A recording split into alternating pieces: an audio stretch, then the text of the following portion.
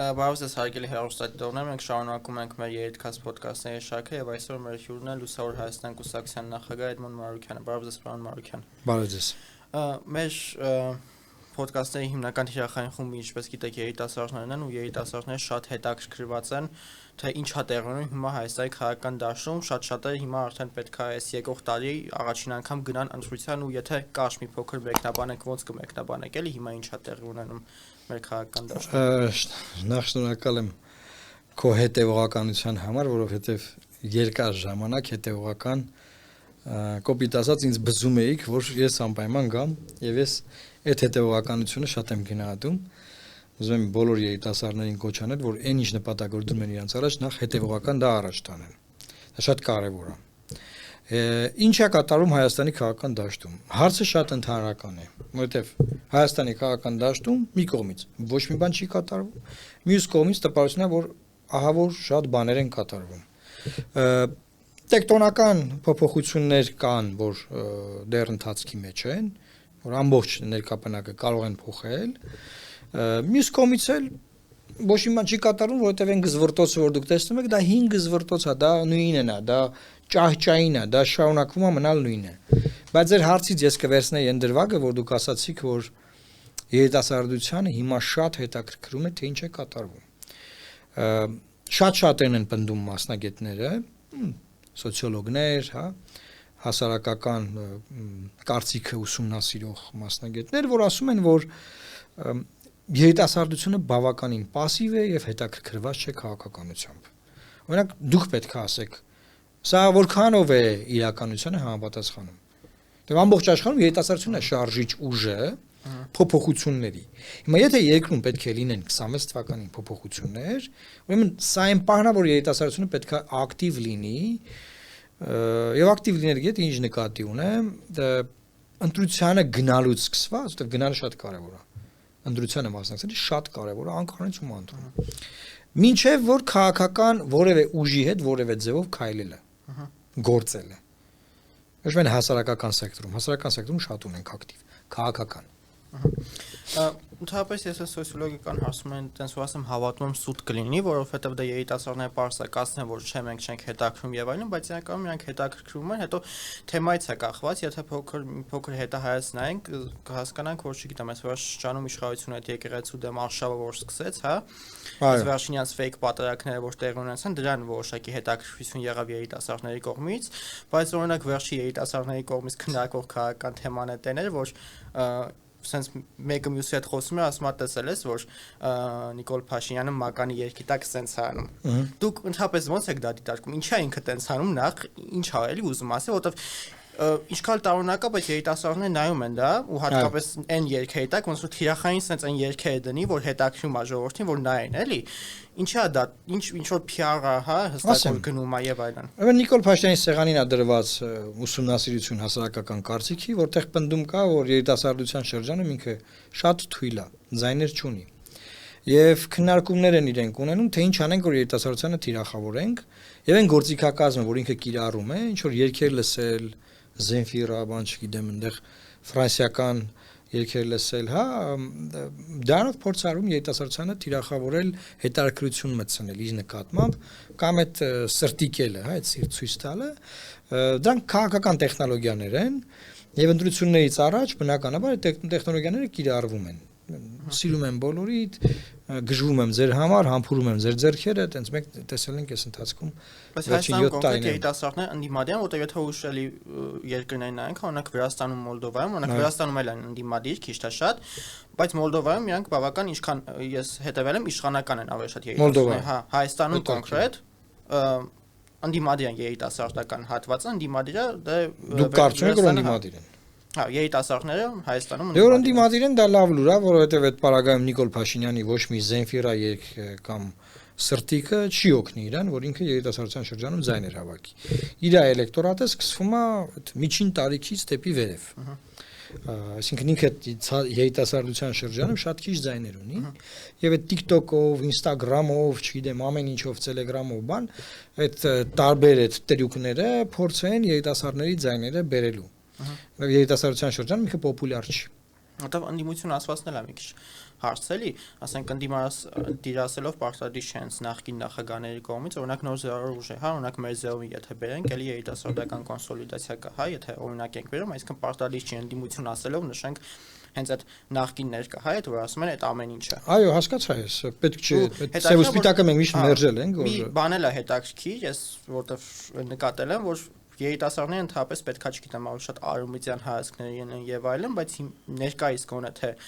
այն մարդիկ ովքեր որ այդ Եվրոպամետի պիտակն են վերցրել, թեպետ իրանք Եվրոպամետ չեն, parcel parsa ու իշխանության կցորդ են հիմնականում իրանց մոտ երիտասարդները էլի չեն գնում, չէ, բայց ընդհանրապես տենց է, չէ, որ երիտասարդները Եվրոպամետ են ավելի շատ արումիցյան արժեքներ գրող են, բայց կոնկրետ այդ եվրոպական թևի մոտ երիտասարդներ չկան, էլի հետաքրքիր, բայց հիմնական մեծ այդ սովետական տարիքի մարդիկ են։ Բացատրեմ, սովետական տարիքի մարդիկ են հենց էլի այդ խմբում։ Ինչու երիտասարդները չեն գնում այդ թե, որովհետև նախ երիտասարդները խելացի են, նրանք կարողանում են fact checking անեն, այսինքն փաստերը ստուգեն։ Եվ նրանք ստուգում են, որ այդ մարդկանց խոսույթը իրական փաստերի վրա չի հենված, 1, եւ երկրորդը նրանց խոսույթը եւ նրանց գործողությունները ուղղված են մեկ բանի՝ պաշտպանել Նիկոլ Փաշինյանի իշխանությունը։ Եթե երիտասարդները չեն գնում Նիկոլ Փաշինյանի էլեկտորատ, հետաբար չեն գնում նաև նրանց սպասարկող պրոքսի ուժերի էլեկտորատ, որտեղ եթե դու պետք է իշխանությանը կողմ լինես, այնա իշխանությանը կողմ կլինես, անպայման ինչ որ fake ուժի գնաս միանաս, որ այս fake ուժը քու ձայնը տանի դա իսկական իշխանական ուժին, այնա կգնաս ու իշխանական ուժ, անիմաստ է։ Եվ ինչու երիտասարդը դա հասկանում, որտեղ երիտասարդները խելացի են, ստուգում են։ Ես չեմ ասում մյուս սեգմենտները խելացի չեն, բայց երիտասարդը ժամանակ կարող է տրամադրել, ստուգել, ոչ միայն լսել, այլև ստուգել այդ մարդը ինչ ասեմ, իր ասած ինչքանով է արժանահավատ, ինչքանով է փաստահեն, ինչքանով է ինքը լավ որևէ ձևի երիտասարդի համար ներգրավող, որովհետև կներեք մի բան, եկեք քննարկենք։ Ձեր ասած, ես դա ճակերտներում եմ, Եվրոպամետ ուժ է, ասում Եվրոպամետ։ Այդ մարդիկ ոչ իրանց խոսույթով են Եվրոպամետ, ոչ հակու կապով են Եվրոպամետ, ոչ պահվածքով են Եվրոպամետ, ոչ իրանց շարժու ձևով, ոչ իրանց բանով, լեզվամտածողությամբ։ Այդ մարդկանց մեծ մասը ռուսերեն մտածող մարդիկ են, նրանք խոսում են ռուսերենից են իրենց խոսքը թարգմանում։ Նրանք անգլերեն չգիտեն։ Ռուսաստանից են ֆինանսավորում, որ Հայաստանում եվրոպական արժեքները փնով են։ Չի բացառվում, որ ագենտուրա կա այդտեղ, որովհետև իրենք իրեն չոր, նայեք, իրենք կա անգլերենով պետք է ասեմ, էլի։ Կա sense հասկացություն, կոչվում է over promising, այսինքն խոստանալ ավելին, քան որ կա, չէ՞, եւ under delivering։ Եվ արդյունք տեղ հասցնել, չգիտեմ ոնց թարգմանեմ հիմա այս բանին, այնքան ինչքան որ ավելի քիչ քան խոստացել ես։ Հիմա այդ մարդիկ ինչ որ խոսում են եւ ինչ որ կա իրականում եւ կարող է լինել, բացարձակապես իրար հետ կապ չունի։ Եվ այդ սուտը կեղծիքը ուղիղ հարված է հասցնում Հայաստանում եվրոպական ինտեգրացիայի ուղղված որևէ ջանքի, որը 91-90-ականներից մինչև այսօր անկախության հռչակագրի ընդունումից մինչև այսօր կա։ Այսինքն այդ մարդիկ ոչ մի աղերս չունեն։ Այդ մարդիկ մեկ օրակարգ են սպասարկում։ Ամեն ձևով պաշտպանել իշխանությունը։ Նայեք, նախորդ քաղաքական համակարգում մինչև Թավշյա հեղափոխությունը, այսպես ասած, կար հետևյալ բանը, որ մենք քննադատում ենք իշխանությանը, ընդդիմությունը։ Ընդդիմության կողմից քննադատությանը պատասխանում էին իշխանության կողմից ինչ որ մարդիկ։ Հայտնի մարդիկ կան, Շարմազանովը, Աշոտյանը, չէ՞, ինչ որ մարդիկ, ովքեր իշխանական թեվում են, չէ՞։ Հիմա ես իշխանությանը քննադատում եմ, ինձ արձագանքում են այսպես կոչված քաղաքասարակության ներկայացուցիչներ, ձեզ հայտնի անուններ։ Մեր եթերում այդ անունները չարժե տալ։ Բայց դա ինչ է նշանակում։ Դա նշանակում է, որ կա իշխանության բուֆեր, մի հատ ինչ որ հատված, որ իշխանության քննադատության բանը շերտը, այդ ուդարը, այդ հարվածը վերցնում է իր վրա, չէ՞։ Եվ ինքը պահում է իշխանությանը։ Ինքը ոչ մի կապ չունի քաղաքացիական ակտիվության, քաղաքացիական իրավունքների պաշտպանության։ Ցանկ Հայաստանում քաղաքական իրավունքները սահմանափակվում են։ Մարդիկ քաղաքական նկատառումներով բանտարկվում են եւ դառնում են քաղաքական բանտարկյալներ։ Հիմա քաղաքական իրավունքները, նայեք, մարդու իրավունքների որպես մասնագետ եմ ասում, քաղաքական եւ քաղաքացիական իրավունքները դրանք ամենաառաջնային իրավունքներն են։ Եթե դու քաղաքական եւ քաղաքացիական իրավունքները քո ապահովված չէ, քո մնացած բոլոր իրավունքները կարող են ոտնալ եւ ոտնարված պետք է համարվեն։ Հիմա Հայաստանում քաղաքական եւ քաղաքացիական իրավունքները ոտնարվում են, քաղաքասարակությունը լեգիտիմացնում է դա։ Ասում այո, ճիշտ են արել, քանի որ ու ցանկացած բան խոսույթ թեզ, չեմ ուզում այդ նարատիվ բառը շատ եք օգտագործում, ինքը բերում է որ պաշտպանի իշխանությունը։ Նախ, եթե իշխանությունը պաշտպանելու բան կա, թող իշխանությունը ինքը իրան պաշտպանի, եթե կարող է։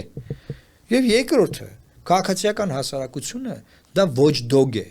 Ոչ դոգ, այսինքն հաջող շուն, որը հսկում է իշխանությանը, որ իշխանությունը իր իրավունքների սահմանը չզանցի, դուրս չգա, սահմանազանցում տեղի չունենա, եւ այդ հսկելով, փոխաբերական իմաստով, հաչալով, հետ ապահում է իշխանությանը իր սահմանների մեջ, որոնք սահմանված են սահմանադրությամբ եւ Հայաստանի Հանրապետության միջազգային պարտավորություններով, որ այդ խախտումները տեղի չունենան։ Հիմա Հայաստանում ինչ ունենք, հակառակ իրավիճակ։ Իշխանությունը սահմանն անցնում է, այդ սահմանազանցումը քաղաքասարակությունը լեգիտիմացնում է։ Ասում են ճիշտ են արել, լավ են արել, քիչ են արել, էլի պետք է անեն։ Ես sense բան չեմ պատկերացնում։ Նայեք, բանտային համակարգում, ես բանտային համակարգի իրավունքներով եմ զբաղվել երկար տարիներ։ Մի հատ մարդ էր ինքնասպանության դիմում, կախվելու միջոցով, ինքնավնասման միջոցով, թույն խմելու միջոցով, չգիտեմ, 1000 մի միջոց կա։ Գիտեք ինչ էր կատարվում երկրում։ Մամուլի ասուլիսներ, զեկույցների հրապարակումներ, մարդու ոտնահարումը, փակաստատություններում, իրավապաշտպանները, բան քննադատություն, արտադրության նախարարությունը պատասխանումը չեք պատկերացնի։ Հիմա վերցրեք վիճակագրությունը, նայեք տարածքից քանի մարդային ինքնասպանության միջոցով իր կյանքին վերջ տվել մեր բանտային համակարգում։ Այդ քաղաքասարակությունը, որը որ մարդու իրավունքները պաշտպանելու համար տարբեր միջազգային դոնոր կազմակերպություններից ծրագրեր է ստանում։ Ծպտուն հանելա թե չի հանել։ Ձայն հանելա թե չի անել։ Այդ մարդկանց օրն ու բուն գործը Հայաստանի արտաքին քաղաքական զիջումները ու սխալները լեգիտիմացնելն է, գովել իշխանությանը, չարած ռեֆորմները ներկայացնել որպես արված, սվաղել, լղոզել, խաբել Հայաստանի միջազգային գործընկերներին, որ Հայաստանում ամեն ինչ նորմալ է։ Բայց իշխանությունը ամեն դեպքում իր խնդիրը այն է, որ եթե նայում ենք, իրանք ամեն դեպքում օրակարգ են միջև մա թելադրում։ Կապ չունի օրակարգը լավ է, իրանք էլ դա չի հետաքրքրում։ Ցանկացած երկրում, անգամ ամենա ոչ պոպուլյար իշխանությունը ինքը օրակարգ է թելադրում։ Ինչու՞։ Որտեղ իր ձեռքում են գտնում բոլոր գործադիր, դատական եւ օրենսդիր լծակները։ Բայց կա այդ ամեն ինչը։ 2018-ին, եթե նկատենք հեղափոխության ժամանակ, իշխանությունը այլևս չէր կրում իշխանություն։ Հասկանում եք։ Իշխանությունը այլևս չուներ իշխանություն, որ օրակարգը ձևավորեր։ Կորցրել էր իշխանությունը։ Իսկ հիմա իշխանությունը չի կորցրել իշխանությունը, իր ձեռքում է եւ ինքը օրակարգը ձևավորում է։ Որ օրը մարդկանց գետերը կլցվեն փողոցներ եւ հեղափոխություն անելուց կլինեն, այդ ժամանակ այս իշխանությունն էլ չի կարող օրակարգ ձևավորել։ Հիմա նման իրավիճակ մենք չունենք։ Հիմա մենք ունենք էլեկտորալ ավտորիտարիզմ։ Ինչ է նշանակում, որ ընտրությունների միջոցով ձևավորվում է լեգիտիմ իշխանություն, որը միայն են հիմքով, որ ինքը ընտրությունների միջոցով է ձևավորվել, ասում է, քանի որ ժողովուրդը տվել է ձայների մեծամասնությունը ինձ, ուրեմն ես եմ որոշում իզևի դատական համակարգ ունենանք, ուրեմն ես եմ որոշում, եւ սկսում է ոտնահարել մարդկանց իրավունքները։ Բայց ինչ է նշանակում ժողովրդավարություն։ Ամենալավ բանաձևումը տվել է Մարեկ Նովիցկին, որը իմ պրոֆեսորն է եղել, ոնց ասեմ, բրավ, մարդու իրավունքների պաշտպանության ոլորտում իմ համար մի մարդ ունի, որ ես բավականին բան եմ սովորել, ինքը ասում է ժողովրդավարությունը տարբեր բանաձևեր ունի, եւ իմ բանաձևում ասում է հետեւյալն է. ժողովրդավարությունը դա մեծամասնության իշխանությունն է, որը սահմանափակված է փոքրամասնության իրավունքներով։ Այսինքն այն որ 54%-ը, ասենք, ընտրությունների մասնակցած մարդկանց 54%-ը ընտրել է Նիկոլ Փաշինյանին, դա չի նշանակում, որ ինքը կարող է այն մնացած ընտրություններին չմասնակցած եւ մասնակցած, բայց իրան չընտրած քաղաքացիների իրավունքները ոտնահարել կամ նրանց կողմից ընտրված ներկայացուցիչների իրավունքները ոտնահարել։ Օրինակ, նրանց կողմից ընտրված իրավունք ներկայացուցիչները խորհրդարանական ընդդիմությունն է, չէ՞։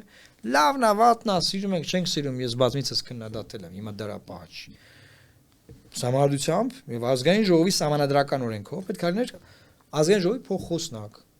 հանձնաժողովի նախագահներ։ Այս իշխանությունը դուրս է շպրտել բոլոր ընդդիմադիր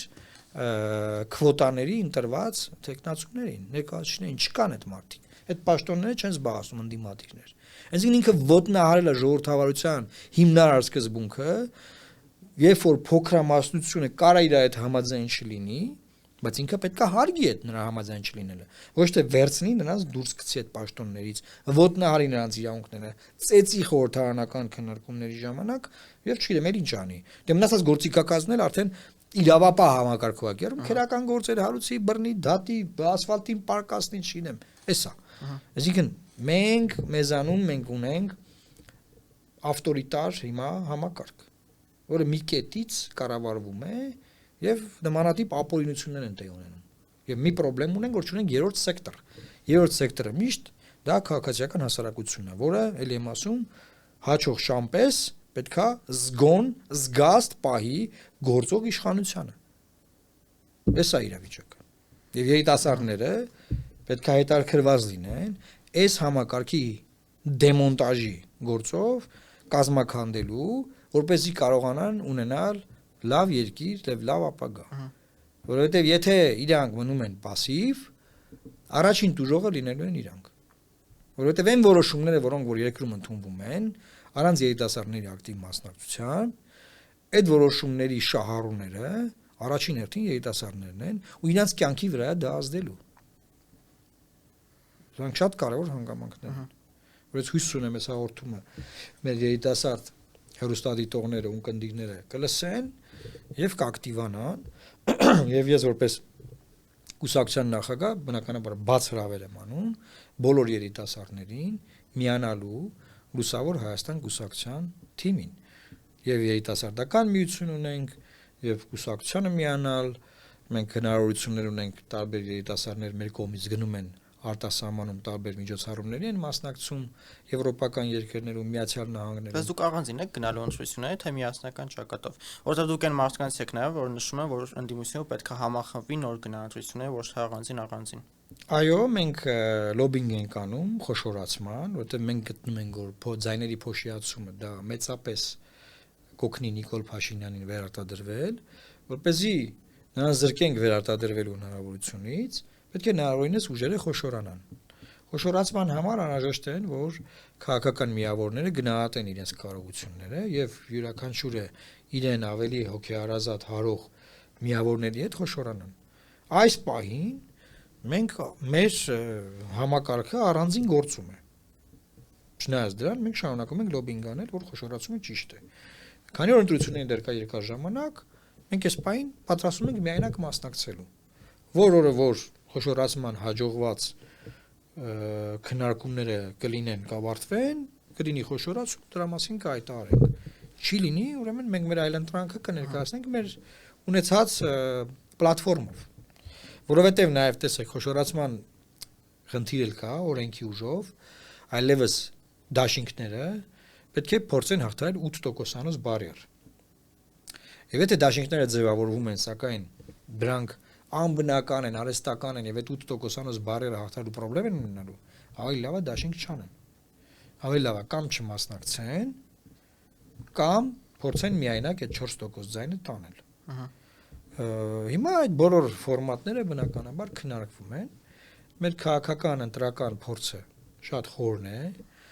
թե ընտրական տեխնոլոգիաների, թե օրենսդրական տեխնոլոգիաների ընտրությունների հետ կապված, մենք բավականին ինստիտուցիոնալ կարողություններ ունենք այս մասով եւ կարելի ասել, որ այն ուժերից ենք, որ շատ լավ պատրաստ ենք այդ իմաստով։ Սակայն մենք շարունակում ենք լոբինգ անել, որ խոշորացում տեղի ունենա։ Կապրենք, կտեսնենք։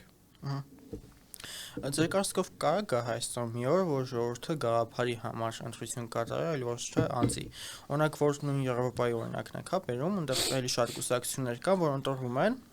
ինչ որ մեկը իրանց թիմից վարշապետի տեխնացու է դառնում, ինչ որ խնդիր է լինում, 2 ամիս հետո հրաժարականը չէ օրինակ տալիս, նոր մարդ է գալիս, բայց երկրում ինչ որ խնդիր չի լինում, որովհետև իրանք գիտեն, որ այդ անձին չեն ընտրել, իրանց թիմին են ընտրել, գաղափարին ու կարա փոխարինի։ Բայց Հայաստանում անձին են ընտրում, որ այդ անձը ամեն ինչ ղեկավարում է։ Ինչն է էլի խնդիրը, դա համակարգային խնդիր է, թե դա ընդհանուր հասարակության մեջ է խնդիրը։ Տեսեք, մեր բոլոր օրենքները ընտրական եւ նաեւ սահմանադրությունը այնպես են ձևավորված, որ անձի դերը մեծ է։ Սա մեկ, երկրորդը մեր նաև քաղաքական համակարգը հիվանդ քաղաքական համակարգ է եւ այն անգամ հեղափոխության միջոցով չառողջացվեց, այդ շանսը կորսվեց եւ դրա համար մենք դեռ երկար ճանապարհ ունենք անցնելու։ Բայց նաև ուզում եմ դեզ ասել, Օրինակ ես վերցրել եմ ֆրանսիական փորձը ուսումնասիրել եմ։ Եկեք դիտարկենք կուսակցություններ, որոնք որ առաջնորդել են տարբեր խարիզմատիկ առաջնորդներ, Սարկոզի առաջնորդած, հիմա Մակրոնի առաջնորդած եւ կարող հերթով նայել։ Եվ այնտեղ էլ անձի դերը շատ մեծ է եղել եւ անձի ընտրությունների արդյունքներում պարտվելուց հետո բավականին մեծ փոփոխություններ են եղել։ Եվ դա համար, այսինքն անձի դերը շատ կարեւոր է։ Եվ ոչ միայն հայկական է ոչ առողջ համակարգում, այլ նաև որոշակի եվրոպական զարգացած համակարգերում։ Ֆրանսիան միգուցե այս իմաստով որպես երկար ժողովրդավարություն լավ օրինակ է, բայց որպես ճգնաժամի մեջ գտնվող քաղաքական համակարգ վատ օրինակ է։ Այսինքն երկու իմաստով էլ մենք տեսնում ենք, որ այդ ճգնաժամը միայն մեզ մոտ չի։ Քաղաքական համակարգ որ հիվանդ է, միայն մեզ մոտ չի։ Տարբեր երկրներում են։ Եվ պոլարիզացումը, քաղաքական բևեռացումը դա միայն մեզ մոտ չի։ Դա համընդհանուր trend է, էլի համընդհանուր բան է, զարգացում է, որ ամբողջ աշխարհում է, բայց մենք քանի որ փոքր երկիր ենք, մոնոէթնիկ երկիր ենք, հասարակություն ենք, մեզանում ավելի հեշտ է նման ռեֆորմներ անել։ Ուղղակի քաղաքական կամք չի եղել որ անեն, ովքեր որ խոսք են տվել որ կանեն, եկել են ու այդ քաղաքական կամքը չեն իրականացրել, կորցրել են իրենց քաղաքական կամքը եւ դարձել են սովորական չինովնիկներ, սովորական պաշտոնյաներ, որոշ դեպքերում նաեւ սովորական թալանչիներ։ Դրա համար է սա վիճակը։ Հիմա անդրադառնանք այն մյուս թեմային, որը էլի վերջերս ես շատ ուրախ եմ դրա համար, որ երիտասարդներին բավական հետաքրքրեց եկեղեցու դեմ մեծ սկսված արշավը, հա, որ գնում են, ճիշտ է, այդ քահանավոր պետքա պատարագ մատուցի ինքը կարգալույծ արվում, գնում են ինչ-որ fake պատարագ են կազմակերպում ու հայտարարեց, որ եկող կիրակել պետքա, հա, գնան, ընդհանրապես ինչի համար է այս ամեն ինչը արվում, արդյոք դա ընտրությունից առաջ կարա ինչ-որ օգուտ բերի ու արդյոք ներկայիս ղեկավարությունը կարծում որ իրենք կարան իրենց նպատակին միջև գալիք ընտրությունները հասնեն։ Ես որևէ բան չեմ բացառում քաղաքականության մեջ։ Ես ուզում եմ ասել, որ Նիկոլ Փաշինյանի պայքարը եկեղեցու դեմ դա ոչ միայն ներսի օրակարգ է, այլև դրսի օրակարգ է, որովհետև հայ առաքելական Սուրբ եկեղեցին որպես ինստիտուտ դա հայության գլոբալ ամենակայացած եւ ամենամեծ եւ ամենատարածված ցանցն է ամբողջ աշխարհով մեկ եւ այն միշտ խանգարել է թուրք-ադրբեջանական լոբինգներին դրսում նաեւ Հայաստանի ներսում որոշ իմաստով եւ քանի որ Հայաստանի ինքնությունը վերափոխվում է հիմա որ տեսեք Արադ լեռի չեղարկումը հա մենք անգլերենով պետք է ասեմ կա cancel culture այն մշակութային ինքնությունը որ մենք ունենք Նիկոլ Փաշինյանը չեղարկում է եւ այդ չեղարկումը գալիս է Թուրքիայի եւ Ադրբեջանի պահանջներից նա կատարում է այդ պահանջները այդ պահանջների մեջ է բնականաբար որ նմանատիպ հայ առաքելական Սուրբ եկեղեցի իր կուր կառուցվածքով չպիտի լինի դրա համար օգտագործում են տարբեր քարոզչական հնարքներ այնտեղ պղծել են ամուսնանը մեն երեխա ունի չեմ անում ես ինչ բան չեմ ուզում մտնեմ այդ զզվելի այդ քարոզարշավի քննարկման մեջ զզվանքը ինձ մոտ միայն առաջացնում մարդկանց անձնական կյանքի եւ այլնի վերաբերյալ բայց ուզում եմ ասել որ մարդիկ տեսեք ներքաղաքական կյանքում տարվում են այդ բամբասանքով այդ հոսակցություններով բայց գլոբալ նպատակը այլ է գլոբալ նպատակը որ չպիտի լինի նմանատիպ բրգաձև գործող հեղինակություն ունեցող հայ առաքելական Սուրբ եկեղեցի այն պետք է քանդել, եթե չի ստացվում քանդել, գոնե պարակտել։ Հիմա քանդելը չի ստացվում, բայց գոնե պարակտելը սկսել է ստացվել։ Տեսեք, սկսում են պարակտել։ Հիմա այդ արշավը չի դադարելու։ Փաշինյանը չի դադարելու այն պարակտելուց։ Կհասցնի մինչև ընտրություններ այն կազմակլուծել, պարակտել վերջնականապես,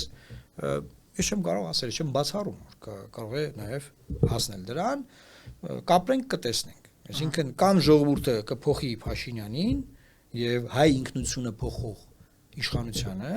հայ ինքնությունը փոխող կրկնում եմ կամ Փաշինյանը կհաջողի հայ ինքնությունը կփոխի հիմա դա կախված է մեր դիմակայունությունից այդ դուք նշեցիք երիտասարդությանը ես շատ ուրախ եմ որ երիտասարդությունը պատրաստ է կանգնել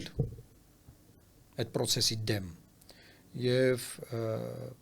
մենք մեր գիտելիքով փորձով պատրաստ ենք սնուցել երիտասարդությանը իր բոլոր նմանատիպ նախաձեռնություններում, որովհետև ես կարծում եմ, որ երիտասարդությունը ամեն դեպքում չի հանդուրժում այն խոսույթը, որ հնարավոր է մեր ինքնությունը փոխելով մեզ համոզել, որ մենք լավ կապրենք։ Նայեք, դուք չեք գտնի որևէ հարուստ հաջողակ մարդ, որը նվաստանում է, կզած է, բայց լավ է զգում, հարուստ է, բարգավաճում է, հպարտ է, ինքնիշխան է, հա, չկա նման բան։ Ահա։ Կզած հարուստ մարդ չի լինում, որ ինքը իրան լավ ազգում է, նկատի ունեմ։ Հա, լավ ապրող մարդ չի լինում, հասկանում ես, դու չես կարող հոգեբանորեն լինել նվաստացած, ոչնչացած, քո սրբություններից հրաժարված, քո սրբությունները դրժած, բայց որ դու լավ ապրես, ցորեն կա կեր, ասենք, չի լինում նման բան։ Եվ այն շերտը, որը որ դա չի հանդուրժում, դա երիտասարդությունն է։ Երիտասարդությունը այդ կոպիտ ասած այդ խապկանքը չի ուտում, չի մարսում, չի ստացվում։ Եվ ահա հետ գալով ձեր առաջին հարցին, թե ինչու է Փաշինյանը սրտեր ուղարկում եւ բան, փորձում է թիրախավորել այդ երիտասարդությանը նմանատիպ էժանագին տեխնոլոգիաներով։ Բայց հույս ունեմ, որ դրանք չեն աշխատելու։ Իսկ ընդդիմությունը ինչի նույնի չի անում։ Օրինակ ինչ կարելի պետք է բանանենք, բայց ամեն դեպքում հիմա սոցիալական ցանցերը շատ կարևոր դեր ունեն, հա, հասարակության հատկապես երիտասարդ շարժի վրա, ու իշխանությունը փորձում է դա օգտագործի լավ թե վատ, այլ կողմ իմ կարծիքով վատ, որովհետև շատ դեպքերում չի անցնում, կամ շատ դեպքերում է լավ։ Հա, մենք չգիտենք։ Նրանք դիտում են, բայց ինչքանով է դուր գալի կամ ինչքանով են լուրջ վերաբերում այդ մարդուն, դա այլ հարց է։ Շատ իմ կարծիքով իր նպատակը զուտ դիտում ապահովելն է, ոչ թե ինչ որ իր մասին կարծիքը ավելի դրական փոխելը, բայց ընդդիմությունը նույն օրինակ անում է, թե չէ։ Օրինակ ընդդիմության մեջ էներգետիկա կա, օրինակ դուք կգնաք վարչապետի հետ բանավիճելու, չգիտեմ, կգանաք, գնաք վարչապետին ամեն եթերում հրավիրում են բանավիճի, բայց նա վախենում է ինձ այդ բանավիճել։ Ինչի՞ է վախենում։ Որովհետև գիտի, որ ես իրան կջախջախեմ բանավիճում։ Ինչն է հիմնական թեզը, ինքը իմ նկատմամբ չունի որևէ խոցելիություն, որ կարող է ինձ բանավեճի մեջ հաղթել։ Թե բանակցային գործընթացով, թե երկրի կառավարման, թե երկրի ռեֆորմների, որ տապալել է ծայրից ծայր, թե իր խոստումները, որ տվել, բայց չի արել, թե իր սահմանած կարմիր գծերը, որ սահմանել է, իրար հետ են եղել, այդ կարմիր գծերը խախտվել է, ես հրաժարական եմ տվել գնացել։ Ոչ մի թեմայով ինձ հետ չի կարող բանավեճել։ Ինքը փնտրում է բանավեճ ուրիշ տեղ, որտեղ չունի բանավեճ։ Չէ, շատ մարդիկ կան, որ ասում են հակառակն է, քանի որ ելքում 3 հոգեր է սկզբան եղել, 3 ուժեր քաղաքական, քանի որ մեկ առանձնացել է, երկուսը ամեն դեպքում իրար հետ են, դե ասում են անդիմությունը, բայց դե բարձր է, որ հանրապետություն չի կարող անդիմություն լինի, իրար հետ են։ Ասում են, որ կարող է դուք եք սխալ, քանի որ երկուսը մեծամասնություն են, հայ ժողովրդավարական սկզբունքներով այսպես կոչված, ուրեմն կարող ենք ճիշտ ճանապարհի վրա, դուք եք սխալ ճանապարհի վրա։ Ուրեմն մեծամասնությունը կարող է սխալվել, դա հին շատ հնուց եկած սկզբունք է, մեծամասնությունը մարդկանց խաչի է բարձրացրել, գլխատել է, կախաղանա հանել, գիլյոտինի տակ գցել, բայց պարզվել է, որ վերջում իրանք սխալ են։ Ես պնդում եմ, նախ իրանք մեծամասնություն չեն, երկու ուժը դա մեծամասնություն չի, ես պնդում եմ, որ իրանք են սխալ եւ մենք ենք ճիշտ։ Այսինքն, եթե մենք չենք օգտվել իշխանության գալու հնարավորությունից, ինքնուրույն, ինքներս ենք հրաժարվել դրանից, ինքներս չենք ներգրավել, ինքներս ենք հրաժարական տվել, ինքներս ենք մեր ունեցածը վայր դրել, դուս եկել մեր սկզբունքային դիրքորոշումների համար, ոնց կարա տեղ լինի, որ իրանք են ճիշտ։ Մենք էլ լինեինք ազգային ժողովի նախագահ, փոխնախագահ, արտգործնախարար, Երևանի քաղաքապետ, փոխքաղաքապետ, դες մեր համար դες բաներով Պատավատներով բանով մանգային ձեզ է բացատրեին, որ շատ նորմալ է, որ ադրբեջանցիները պետք է գան բնակվեն ձեր տներում։ Դες մենք է պրեմիաներ ստանայինք, չենք կարանենք, կարայինք, մենք ինքներս ենք դրանից հրաժարվել։ Հետևաբար ես կարծում եմ, որ մենք ենք ճիշտ, ոչ թե իրանք, որտեղ մենք կարողանում ենք մեզ զրկել գայթակղությունից, ցանկացած իշխանություն, ցանկացած կոմֆորտ, դա գայթակղություն է։ Գայթակղությունից քեզ զրկես, բայց գնաս ճիշտ ճանապարհով։ Պարզա դու տեղ ավելի ռեսուրսների բանի տեսանկյունից խոցելի ես, չէ՞, որտեղ ընդդիմադիր ես, ընդդիմություն ես դու։ Հա, իրանք իշխանություն են, լծակներն իրանց մոտ է, իրանք հարցեր են լուծում, շատերը ինչ որ գծնանք բանը իրանց նկատմամբ, տենչանք, չգիտեմ, եսի ինչ, գովերքում, եսի ինչ, չէ՞։ Հա, բայց իրանք չեն ճիշտ։ Իրանք չեն ճիշտ։ Այսինքն նայեք, ամեն մարդ չի որ կարա, ասենք, վարչապետից 3 կաբինետ են կողմ, կաբինետ ունենա, աշխատասենյակ ունենա ազդեցություն եւ հրաժարական տա գնա։ Քանի ինդիմադիր падգամավոր կա։ Մեկը իր մանդատից հրաժարվում է հիմա։ 5 տարի է ծեծենուտում ջարդում են։ Ես ինչ են անում։ Իար չեն ջարդում, ծեծենուտում միակողմանի այնտեղ։ Կարան դասեն լավ սկզբունքային չի լինում, անիմաստա մենք հրաժարական ենք։ Բայց ինչ որ բան կփոխի դա։ Միշտ կարա բան փոխի, որտեղ միշտ բողոքի ձայն ինչ որ բան փոխում է։ Միշտ ինչ որ բան փոխվում է։ Որտեղ դու ցույց ես տալիս, որ դու համաձայն ես։ Հասկանում եք, չլինել համաձայն դա ամենաֆունդամենտալ բանն է։ Ուղղակի չլինել համաձայն։ Ես համաձայն չեմ։ Ես չեմ հանդուրժում այն ինչ որ արվում է, ես համաձայն չեմ։ Ես վստահ եմ որ 100,000-ավոր մարդիկ իմ նման համաձայն չեն։ Այլ բան է որ նրանք դեռ կարա չեն որոշել որ գան ինձ ընտրեն։ Բայց որ համաձայն չեն, ես նրանց համաձայն չլինելու մեջ ունեմ ներդրում։ Նրանք ինձ լսում են, լսել են եւ համաձայն չեն։ Հիմա ինձ կընտրեն, այն մյուսին կներական չի, բայց համաձայն չեն։ Մենակ այդ համաձայն չլինելը կարա կանգնացնի բազմաթիվ հայկական ինքնության դեգրադացման, դեմոնտաժի process-ներ։ Եվ այդ process-ների դեմ եմ ես պայքարում։ Եվ որպես վերջաբան ես կուզեի անկեղծ ձեր կարծիքը լսել, ընդհանրապես հնարավոր է իշխանությունը փոխել, թե չէ ընտրություններով, որովհետև այսօր ընտրությունը իշխանություն չի փոխվել, չէ՞, ու ընդհանրապես այտենց ավանդույթ էլ կա, որ երկրորդ ժամկետից հետո իշխանությունը չի իշխանաբար կամ որ փորձ է եղել, կասեցվել է հեղափոխությունների եւ այլ բաների միջոցով։ Հիմա այս իշխանությունը ուզում է գնա երրորդ անգամ էլի պաշտոնավարման ու նույն կազմով, հա, նույն ղեկավարով եւ այլն։ Ընդհանրապես անկեղծորեն դուք հավատում եք, որ հնարավոր կլինի ընտրությունով փոխել իշխանություն եւ նաեւ ինչ կոչով կդիմեք երիտասարդությանը։ Ես նախ երիտասարդությանը կոչ կանեի ակտիվ լինել։ Առաջինը գնալ ընտրության։ Կփոխի դա ինչ որ բան։ Այո։ Ուրեմն ուշադիր լսեք ինչ եմ ասում։ Որ տեղամասում քվեարկողների թիվը 50%-ն հասնում է, տեղամասում իշխանությունը պարտված է։ Իշխանությանը օդի պես պետք է որ քվեարկողների թիվը, ընտրությանը մասնակցողների թիվը 40-ը չանցնի։ 40, 45, 43։ Որտեղ 50%-ն ասում է իրանք պարտվում են, մասնակիցները, ֆիքսեք։ Եթե չեմ ասում ում են ընտրել, չգիտեմ։ Այս երիտասարդության առաջին կոչն է որ իրանք գնան ընտրական տեղամասեր։ Երկրորդ կոչն է որ կողմնորոշվեն։ Ինչ որ ընդդիմադիր ուժի կողքը կանգնեն։ Չեն ուզում մեր կողքը կանգնեն, թող ուրիշների կողքը կանգնեն, բայց ինչ որ ընդդիմադիր ուժ կարողանա հենվել երիտասարդների ներուժի վրա։ Եվ երրորդ բանը, ես ես վստահեցնում եմ, բոլոր, ես ես գիտականորեն եմ ասում, որ այս ընտրություններով հնարավոր է իշխանությանը փոխել։ Այս եկող ընտրություններով։ Հիմա ես տեսնում եմ, որ հուսալքություն է տարածվում, որ Նիկոլ Փաշինյանն ընտրված է, ասֆալտ արե, դպրոց է սարքե, խաղաղությունն է բերե, ես չեմ, ինքը վсё ինքը ընտրավ, իրանք բարձր գոռում են։ Ինքնավստահ են իրանց ցույց տալիս։ Եվ դա նիհիլիզմ է, եւ դա հուսահատություն է քարոզում իրանց հակառակորդների մոտ, որ վсё դա շատ ուժեղ են։ Ոնց որ շատ վստահ են։ Իրանք իրանց վստահ են բան ժոտ, բայց ուժեղ չեն։ Ընտրական, էլեկտորալ, քվեի համատեքստում ընդդիմադիր ձայները իրանց գերազանցում, հետեւաբար իրենք կարող են պարտվել։ Բայց ինչա պետք անել որպես իրանք պարտվեն։ Պետք է շատ խոշոր բևեռներ մասնակցեն, բևեռ կամ բևեռներ։ Շատ խոշոր, որ այդ պարտվելը լինի աներկբա եւ հնարավորինս քիչ ձայներ փոշիացվեն։ Շատ փոշին դա իշխանությանը օդի պես պետք եղած process է։ Հետեւաբար ես կոչ եմ անում որ մարդիկ ակտիվանան եւ կանգնեցնեն այս մեր պետականությունը, միակ պետականությունը կազմակերպող process-ը։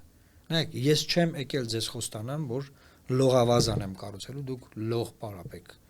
Ես եկել եմ ձեզ ասեմ, որ սկզբից եկեք մնանք հայ, մեր տունը տեղը պահենք որպես հայ, հետո լողավազանը կսարքենք, եթե չունենք։ Ահա։ Մեր շատ պարոն Արաքյան ասում եմ գալու համար։ Ես եմ շնորհակալ։ Շնորհակալություն հարգելի հետևորդներ, կհանդիպենք